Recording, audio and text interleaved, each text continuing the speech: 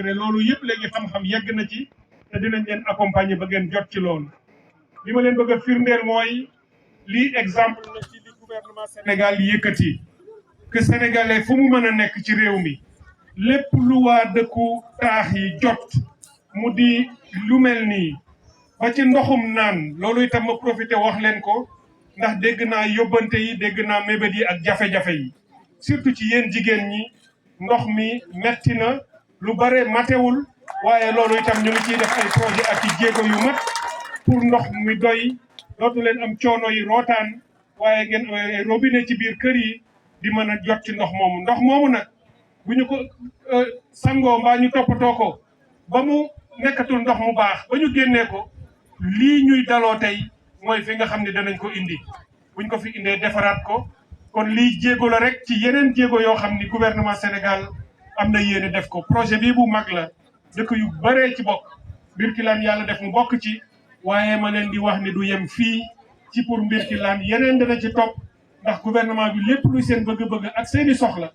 dafay jaar fi mu war a jaar moo xam mu jaar ci monsieur le maire wala seeni député wala ci gouverneur mbaa préfet bu yegsee ci biir ministère yi dañ koy yóbbu daal di koy liggéeyaat mu nekk ay projet ak ay programme ñu delloosi leen ko incha allah pour mën a gën a ñoŋal seen dund fii ci biir dëkk bi. kon ci turu président de la république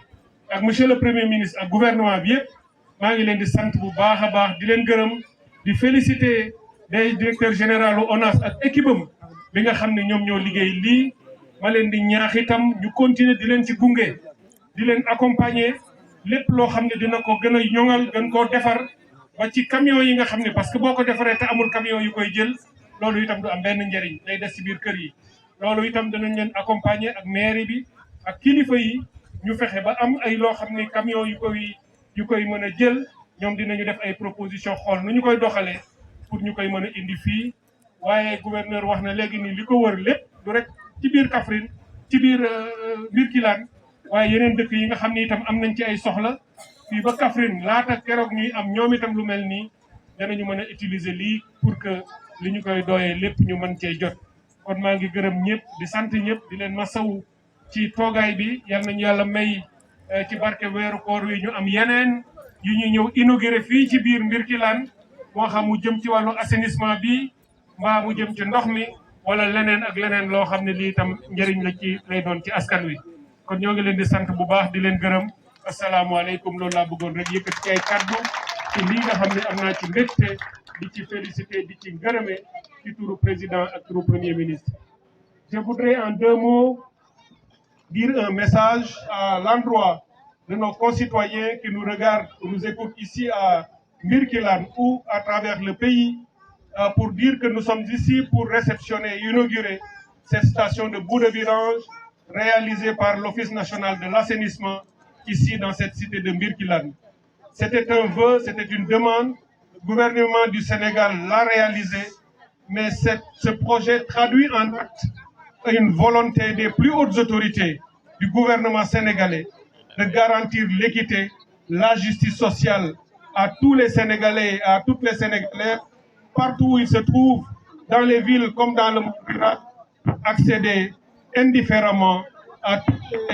tous les avantages et tous les droits auxquels ils doivent prétendre. Ici, la question de l'assainissement a toujours été presque réservée à l'urbain. Aujourd'hui, cela change et ça va continuer puisque l'un des marqueurs clés des nouvelles politiques publiques, c'est de garantir la justice sociale et l'équité.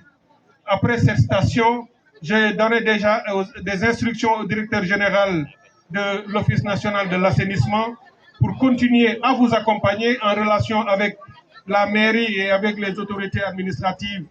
locales pour accompagner la mise en œuvre efficiente de cette station afin qu'elle atteigne tous les objectifs que nous en attendons. Je voudrais donc remercier à travers monsieur le maire toute la communauté de Birkelane pour leur accueil et l'accompagnement et vous dire que dans d'autres domaines également qui sont entre mes mains, notamment le domaine hydraulique, en plus de l'assainissement, nous ferons aussi toutes les diligences nécessaires pour vous accompagner dans ce cadre. Il y a beaucoup de besoins ici, il y a des demandes, j'en suis conscient, mais nos nouveaux projets n'oublient pas Birkelane. Birkelane est déjà pris en compte dans d'importants projets qui sont en cours de réalisation en matière de réalisation de forages et de châteaux d'eau. Nous allons poursuivre cet effort et pour que dans les années à venir, nous puissions remonter la pente et résorber le gap qui existait entre le rural et l'urbain. Donc je voudrais exprimer toute ma joie au nom de M. le Président de la République, au nom de M. le Premier ministre et du gouvernement pour avoir réceptionné cet ouvrage. Et encore une fois, M. le Directeur général et à votre équipe, je vous demande de faire toutes les diligences pour accompagner et garantir une utilisation optimale de cet ouvrage pour plus grand bien et satisfaction de la communauté de Birkelane. Je voudrais vous remercier toutes et tous pour votre aimable attention et présenter mes regrets et excuses à ces braves dames qui nous attendent depuis ce matin. Heureusement, il ne fait pas très chaud aujourd'hui, mais quand même l'attente a été longue. Et je voudrais vous remercier et vous dire que nous reconnaissons les efforts que vous avez consentis. Merci à toutes et à tous et à très bientôt. Yóbbaale ngeen ñu ci ñun ñëpp ñun itam dañ leen xaw a yërëm rek ci toogaay bi ndax yàgg na xam nañu loolu te koor la te bari na lu ngeen war a defi moo tax ñu bëgg rek gàttal ko tànk yi nag tànk yi mbégte la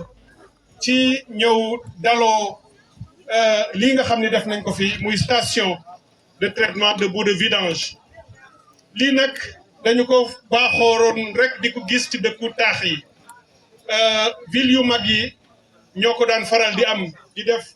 vider fosse yi di ko fa yóbbu ñu koy traité di utiliser waat ndox mi waaye di génnee jafe-jafe yi ci kër yi ci biir fosse yi ngir nit ñi gën a am kaaraange ci seen wér-gu-yaram